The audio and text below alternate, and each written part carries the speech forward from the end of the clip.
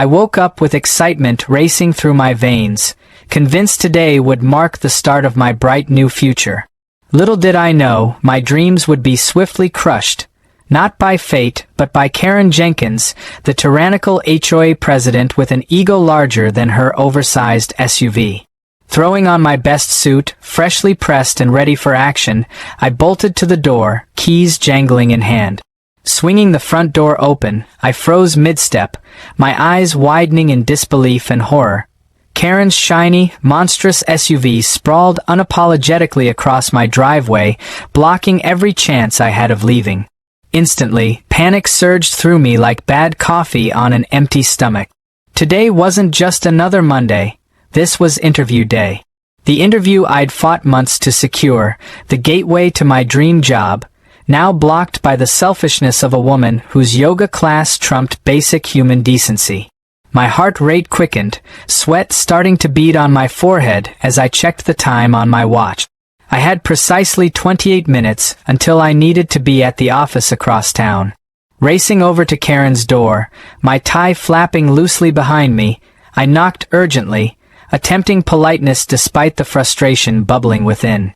Seconds crawled by as Karen leisurely opened the door, sipping from a cup of designer matcha tea, eyeing me from head to toe like a bug she'd rather step on than assist. "Morning, Jake," she drawled with exaggerated cheerfulness, clearly unbothered by my urgency. "Something wrong?" I took a deep breath, forcing a patient smile. "Karen, your SUV's blocking my driveway. Could you please move it? I have an important job interview today, and I can't be late." She raised an overly manicured eyebrow, her smile fading into an amused smirk. "Oh, you poor thing. Unfortunately, I simply can't interrupt my schedule this morning. Yoga starts in 15 minutes, and if I'm late, they give away my favorite spot. You understand, right?" My jaw nearly dropped to the sidewalk. Her favorite spot? That was her excuse? I swallowed my anger, determined to remain civil despite Karen's infuriating indifference. "Karen, this is incredibly important. Please, just move the car for 2 minutes. I'm begging you here." She sighed dramatically, shifting her yoga mat under her arm as though burdened by the great inconvenience of basic courtesy. "Jake, you're always so dramatic. Maybe next time, plan your day a little better. Good luck with your little job thing," she purred sarcastically, slamming her door shut in my face. My hands clenched into tight fists, frustration boiling beneath my skin. Her audacity was unparalleled, her entitlement unbelievable, and now I was left stranded, desperately watching my dream slip further out of reach. With no other option, I sprinted to my elderly neighbor Jerry's house, banging wildly on his door. Jerry, a retired Army vet and amateur gardener with an unhealthy addiction to conspiracy podcasts, opened the door wearing a neon floral robe and slippers shaped like giant flamingos. "What's all the racket?" Jerry demanded sleepily, adjusting his oversized glasses. "Aliens landing, or did Karen start another cult?" I couldn't help but smile bitterly. Worse, she blocked my driveway and won't move her SUV. I'm about to lose the biggest job interview of my life. Jerry peeked past my shoulder, spotting Karen's hulking vehicle glistening maliciously in the morning sun. He shook his head, clearly irritated. "That woman's more troublesome than a raccoon in a peanut butter jar. Want me to tow her car with my riding lawn mower?" Despite the urgency of the moment, I laughed. Jerry always knew how to diffuse tension. But laughter faded quickly as reality kicked back in. "Any chance you could give me a ride? I'm running out of time." Jerry looked at me apologetically, pointing toward his battered truck in his driveway, its tires flat as pancake. "Wish I could, kiddo, but that thing hasn't moved since Reagan was in office. Maybe call an Uber." Realizing he was right, I yanked out my phone, but fate had another laugh at my expense. No rides available. Panic rose again, raw and real, while the minutes continued their cruel countdown. Defeated, I slumped down onto Jerry's porch steps, head in my hands, feeling utterly powerless. My dream job was officially slipping away, crushed beneath Karen's overpriced tires. Later that evening, my humiliation peaked when Karen gleefully recounted the entire driveway incident at the neighborhood barbecue. Her embellished version painted me as irrational, incompetent, and childish. As laughter erupted around her, I felt my cheeks burn red-hot in shame and rage. Jerry, seated beside me, placed a comforting hand on my shoulder. "Ignore her, Jake. Karma has a funny way of dealing with people like that. Though if karma's busy, I'm always down to help." The laughter faded into background noise, overtaken by Karen's smugness. "Maybe if Jake took life a little more seriously," she sneered loudly, clearly ensuring everyone could hear, "he'd actually achieve something meaningful instead of crying about blocked driveways." Something snapped inside me at that moment.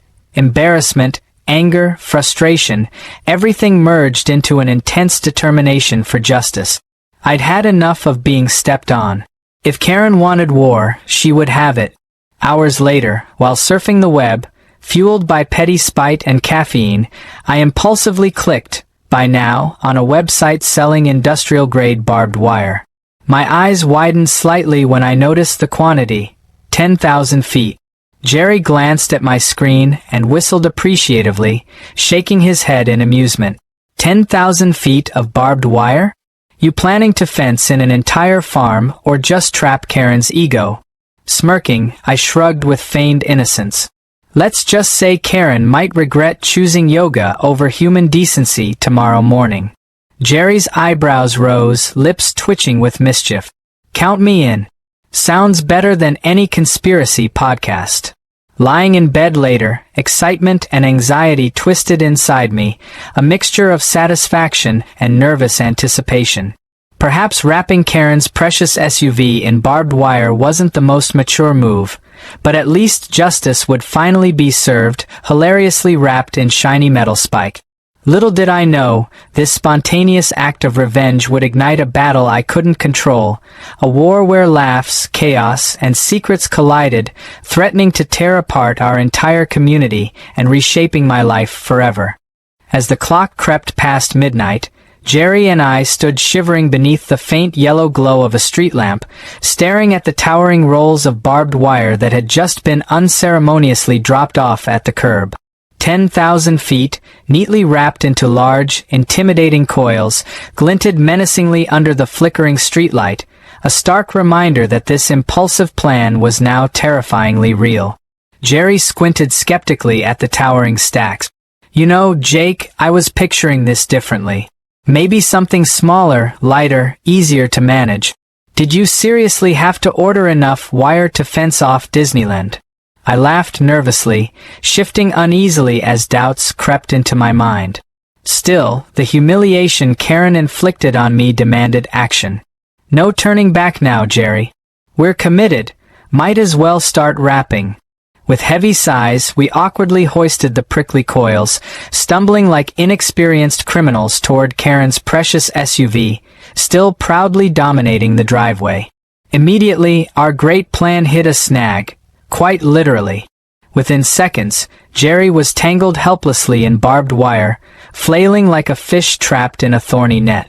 I spent the next few minutes carefully untangling him, punctuating our midnight sabotage with whispers, muffled curses, and stifled laughter. Finally freed, Jerry adjusted his gardening gloves, determination returning to his eyes. "All right, let's do this carefully, like professionals. Professional idiots." We moved slowly, meticulously circling Karen's SUV like spiderlings wrapping prey, giggling childishly with every turn of the wire. It was therapeutic, watching Karen's gleaming status symbol become entangled, trapped, and helpless. However, maintaining silence proved impossible. The metallic scraping and jangling sounds seemed louder than fireworks in the quiet suburb. "Shoo! Quieter!" Jerry hissed, ironically dropping his own wire coil loudly on the pavement. We froze, hearts hammering, eyes darting around nervously. A porch light flickered on 2 houses away, and we ducked down instantly, breathlessly pressing ourselves against the SUV's cold metal, hoping desperately to avoid detection. Jerry whispered frantically, "You think Karen's watching? She probably sleeps with one eye open, like some evil yoga-loving cyclops. I stifled laughter, sweat beading my forehead despite the chill, heart pounding hard against my chest. Moments passed slowly, but no one emerged to investigate. Finally convinced we were safe, we continued with renewed caution. 2 exhausting hours later, we stood back to admire our handiwork. Karen's beloved vehicle was unrecognizable, cocooned impressively in layers upon layers of shiny, ruthless barbed wire. It gleamed proudly, a masterpiece of revenge, visible from space, or at least from every driveway on our cul-de-sac. Jerry patted me on the back, pride radiating from him. Jake, if barbed wire wrapping SUVs was a sport, we'd be Olympic champions. We exchanged tired but triumphant smiles, slipping back to our homes quietly, certain that justice had finally been served. The following morning, I woke abruptly to Karen's shrill, piercing scream echoing through the entire neighborhood like a siren. Sprinting outside in pajamas and slippers, I joined a growing crowd of neighbors gathered around Karen's driveway. Karen stood staring, speechless for once, mouth agape, pointing in horror at her immobilized SUV. "My SUV! My beautiful SUV!" she wailed dramatically, waving her hands in despair. "Who did this? I demand to know right now." Neighbors exchanged amused, nervous glances, desperately trying to hide laughter behind serious expressions. Jerry leaned casually against a mailbox, smirking subtly and avoiding eye contact. I pretended innocence, adopting a convincingly puzzled expression. "Karen, calm down. Maybe it's a prank," suggested one neighbor diplomatically, trying not to laugh outright. "Prank? This is a crime. Someone's going to prison." Karen screeched dramatically, pulling out her phone and furiously dialing the local sheriff's department. Minutes later, Deputy Sheriff Martin, known in our community for his relaxed attitude and genuine dislike of Karen's antics, arrived, sighing visibly as he stepped out of his patrol car. Karen rushed to meet him, immediately launching into a tirade, demanding immediate arrests, fingerprints, and crime scene tape. Martin calmly assessed the scene, carefully examining the wire-wrapped SUV, before turning slowly back to Karen with barely concealed amusement. "You parked blocking another resident's driveway again, Karen?" Martin asked dryly, suppressing a smirk. "Looks like someone decided to send you a message." Karen sputtered indignantly, veins visibly popping from her temples. "How dare you insinuate I deserve this?" Martin shrugged casually, adjusting his sunglasses. "I'm just saying, parking etiquette can go a long way. Might want to rethink where you leave this thing." Despite Karen's furious protests, Martin declared the incident a harmless neighborhood dispute rather than vandalism, advising Karen to just unwrap it yourself and apologize to whoever you ticked off. His indifferent dismissal infuriated Karen, drawing quiet chuckles from the neighbors, who had clearly been waiting a long time to see her put in her place. Karen shot a venomous glance toward me, suspicion clear in her narrowed eyes. My stomach twisted nervously, the weight of my impulsive revenge starting to dawn on me. Maybe the wire was a bit much, I realized, suddenly uneasy. As the crowd dispersed slowly, Karen marched furiously to her front door, yelling threats and HOA rule citations loudly enough for everyone to hear. Jerry ambled toward me, smiling nervously but clearly uneasy. Jake, you realize we probably just started something even worse, right?" I sighed deeply, suddenly apprehensive. "You're probably right. But she deserved it, didn't she?" Jerry nodded, chuckling darkly. "Yeah. But Karen's like a cockroach. She'll survive anything we throw at her."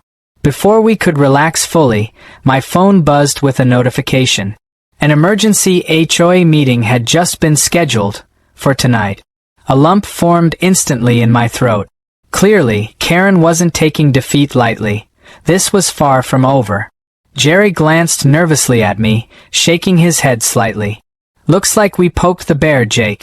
You ready for war?" I inhaled deeply, knowing this impulsive revenge was spiraling into a full-blown community showdown. Yet, deep inside, a part of me felt strangely exhilarated, ready to face Karen head-on, whatever consequences awaited. After all, sometimes you had to wrap trouble in barbed wire to finally get some peace. But little did we know, the chaos we'd unleashed had barely even begun. By evening, the clubhouse buzzed with an electric mix of anticipation and nervous tension. Neighbors clustered in small, whispering groups, exchanging meaningful glances and hurried predictions of what drama Karen might unleash.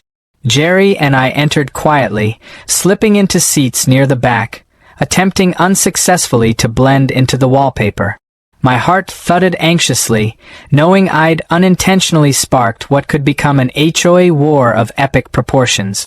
Karen marched into the room precisely at 7, heels clacking dramatically on the polished hardwood floor, her expression stony and determined. She glared briefly in my direction, eyes piercing like laser beams. Instantly, the room fell into uncomfortable silence. Standing authoritatively at the front, Karen cleared her throat sharply, signaling that battle had officially commenced. Neighbors, Karen began with forced calmness, I never imagined this community, this family, could produce someone capable of vandalizing personal property in such a barbaric way. Clearly, we must identify and punish whoever committed this despicable act. Her gaze rested pointedly upon me, eyes glittering with accusation. I swallowed hard, feeling the weight of suspicion pressing down like a heavy blanket. Murmurs rippled through the crowd, eyes darting suspiciously around the room. Suddenly, Mrs. Abernathy, our kindly elderly neighbor, who typically spoke no louder than a whisper, timidly raised her hand. Karen dear, I don't mean to cause trouble, but perhaps if you hadn't parked your SUV in Jake's driveway repeatedly, none of this would have happened? Muffled laughter broke out briefly, punctuated by embarrassed cough. Karen's eyes widened, clearly not expecting the gentle Mrs. Abernathy to challenge her. Regaining composure swiftly, Karen forced a tight, fake smile. Regardless of my parking decisions, which are perfectly legal under HOA Rule 14b, Section 3, wrapping someone's vehicle in barbed wire is illegal, unethical, and utterly childish. Jerry leaned closer to me, whispering mockingly, "She probably has Rule 14b tattooed on her arm." The tension momentarily broke, and I fought to suppress a snicker. Karen quickly snapped her head in our direction, eyes narrowing suspiciously. Panic surged again, and I swallowed the laugh before it escaped. Attempting to regain control, Karen abruptly opened a thick binder of HOA regulations, dramatically flipping through pages. As punishment for vandalism, our HOA bylaws clearly outline fines up to $5,000 and possible expulsion from community privileges. Jake Miller, as the obvious culprit, I propose these penalties take immediate effect. A collective gasp filled the room. Jerry jumped instantly to his feet, surprising everyone, including himself. "Hold on there, Karen. You can't punish someone without evidence. Last I checked, accusing someone because your ego got hurt isn't written in your precious HOA handbook." Surprisingly bold laughter erupted at Jerry's fearless comment. Emboldened, other neighbors began loudly voicing their agreement, turning the clubhouse into a spontaneous courtroom debate. Jerry's unexpected outburst had transformed him from quirky neighborhood gardener into a heroic voice of reason. Face reddening rapidly, Karen angrily slammed her binder shut, her controlled facade cracking visibly. "You all want proof? Fine. I have security footage showing Jake and Jerry clearly sabotaging my SUV. Sheriff Martin may dismiss this as harmless, but my lawyer certainly won't." Jerry sank back into his seat slowly, suddenly looking pale. He whispered nervously, "You think she really has footage?" I felt panic twisting uncomfortably in my stomach, realizing our midnight revenge might have just become serious legal trouble. Before I could respond, Karen dramatically pointed toward the clubhouse's outdated television, where grainy security footage appeared moments later. My stomach sank further. Jerry and I clearly visible, fumbling ridiculously with wire coils, illuminated by Karen's porch light. The room fell utterly silent, neighbors staring open-mouthed at the screen. Suddenly feeling isolated and vulnerable, my heartbeat hammered painfully in my chest. Karen turned triumphantly, relishing her victory. "Anything to say now, Jake?" Jerry groaned quietly beside me, face buried miserably in his hands. I should have worn a better disguise. Just as Karen prepared to continue her tirade, Deputy Martin unexpectedly entered, standing quietly in the back, clearly drawn by the growing chaos. Karen's confidence faltered momentarily upon noticing him, her voice becoming noticeably shakier. Martin folded his arms, watching silently, a faint smile tugging at his lips. Struggling to regain momentum, Karen squared her shoulders again. "Now that you've all witnessed the evidence, I trust the community agrees. Jake and Jerry deserve appropriate punishment." Martin suddenly cleared his throat loudly, stepping forward into full view. "Actually, Karen, before you continue, there's something I'd like to share." Every head snapped toward him in astonishment, sensing something dramatic was coming. He smiled wryly, pulling out a small stack of documents. "After your frantic calls, Karen, I looked deeper into our local HOA finances, out of curiosity. Interestingly enough, there seems to be significant missing money, thousands, to be exact, used apparently for luxury expenses, yoga classes, vacations, and a certain SUV down payment." Karen paled instantly, sputtering weak denials, but Martin calmly handed the paperwork to neighbors, who read them in shocked disbelief. Mrs. Abernathy gasped dramatically, shaking her head sadly. "Karen, how could you?" Seeing her power rapidly unraveling, Karen desperately lunged toward the papers, attempting unsuccessfully to snatch evidence from their hands. Her image shattered rapidly, replaced by that of a panicked woman trying frantically to conceal her deception. Taking advantage of the distraction, Jerry eagerly whispered to me, "This might be our moment. Should we make a run for it?" Despite the gravity of the situation, I nearly laughed aloud. "Jerry, we're vindicated, not fugitives." Meanwhile, neighbors turned angrily against Karen, their collective fury palpable. Realizing defeat, Karen bitterly spat accusations toward Martin. "You have no right digging into my private matters. I'll sue you, the HOA, everyone."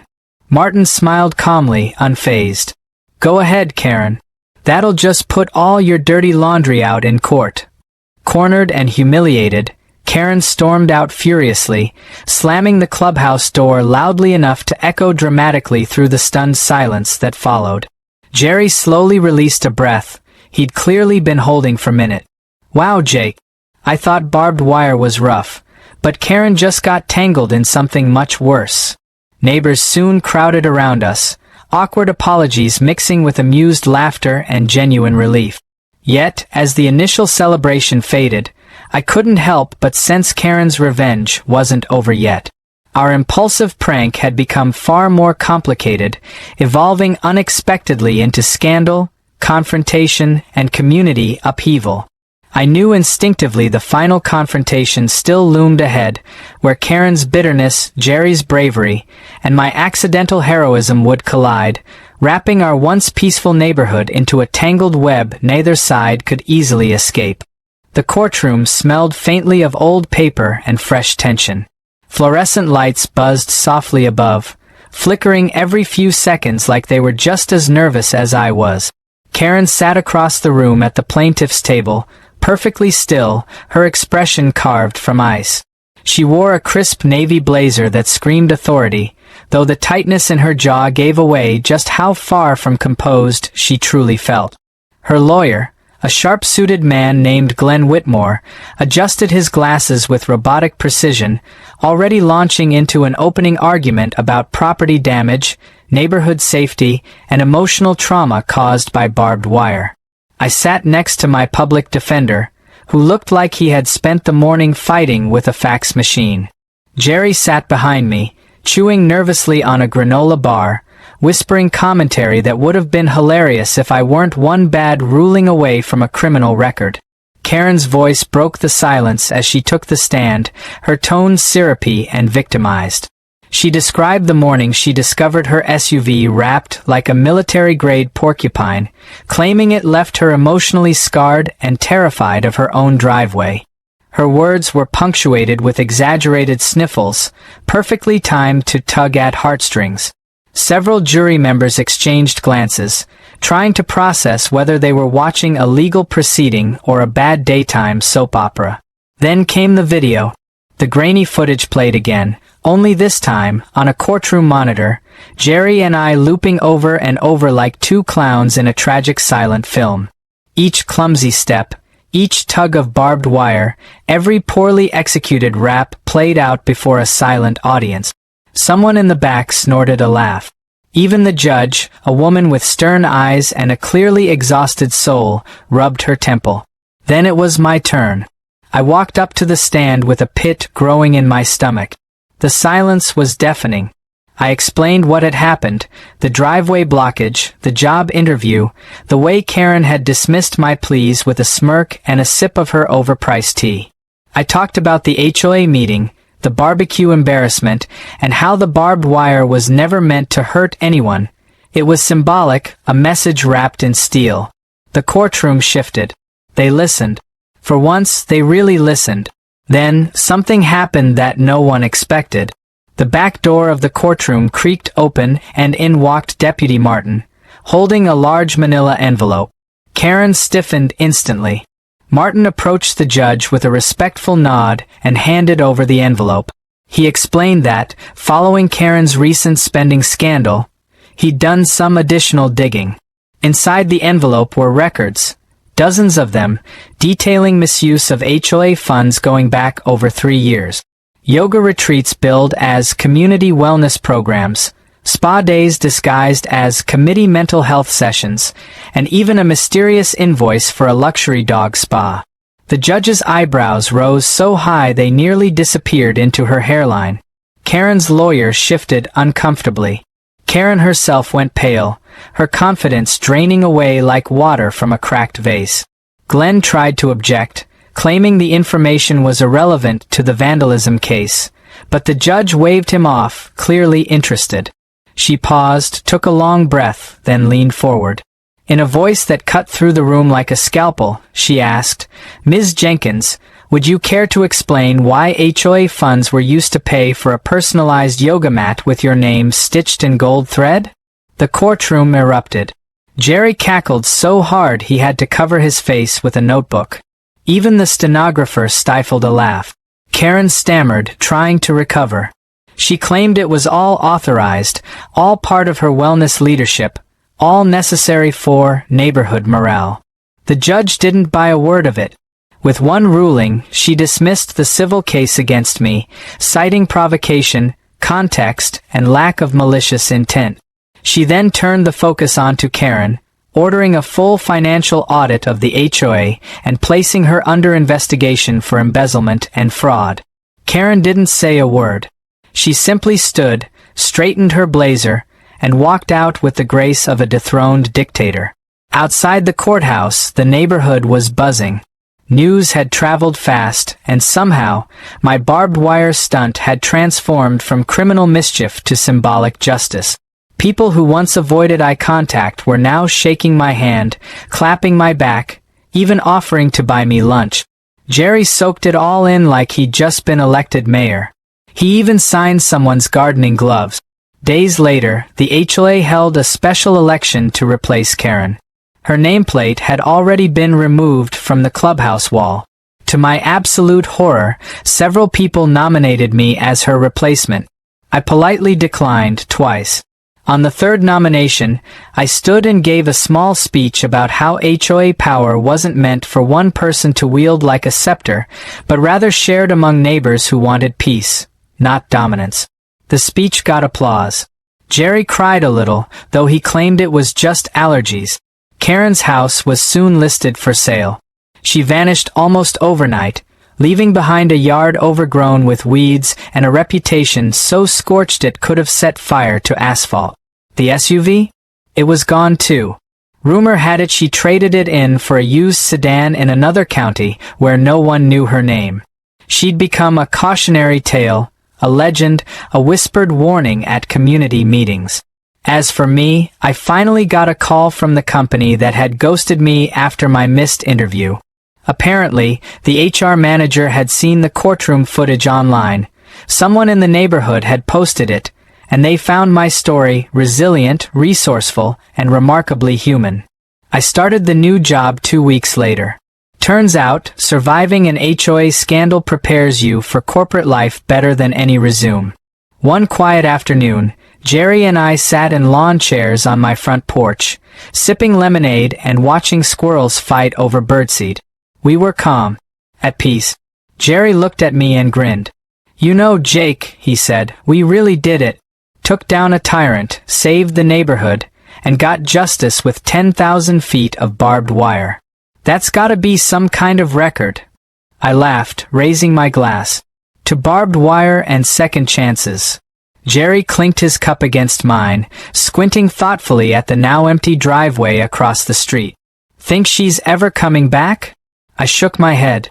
"Not unless she learns how to park." We both laughed, the kind of laugh that only comes when you've made it through something absurd and wild and come out the other side stronger. The sun dipped low, casting a warm glow over the cul-de-sac. For the first time in weeks, the neighborhood felt like home again. No tension, no drama, no looming SUVs. Just peace, wire-free.